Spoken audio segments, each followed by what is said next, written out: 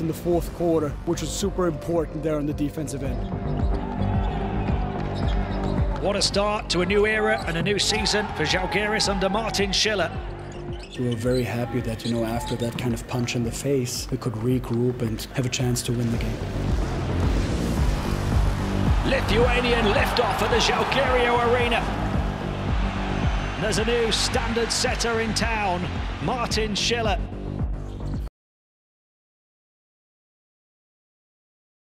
Levičius.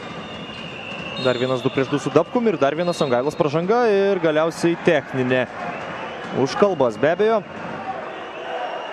bent jau kuriam laikui Songailai teks dabar prisėsti ant suolelio.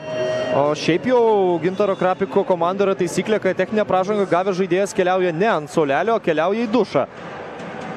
Įdomu, kaipgi bus su Dariumi Songaila dabar. Ir Krapikas rodo Songailai, kad šis tiesiog keliautų į rūbinę. Principingas treneris ir štai taip, Darius Songaila savo pasirodymą baigia.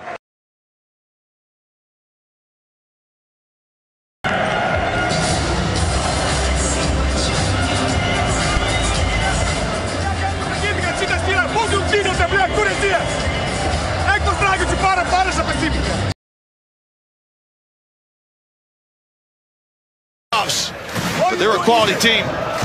What the fuck is this, man? İki top çalmayla da Euroleague kariyerinde toplam 110 çalmaya ulaştı. Az önce bu dönüşünde.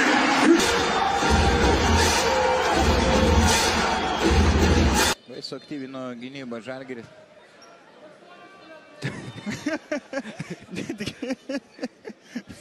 Aš tau žodžio nesuteikiau ir Gebenas išdrįs. Блядь, eik tu nahui, блядь. Kurva, aš nesuprantu, блядь. Eik tu nahui, блядь.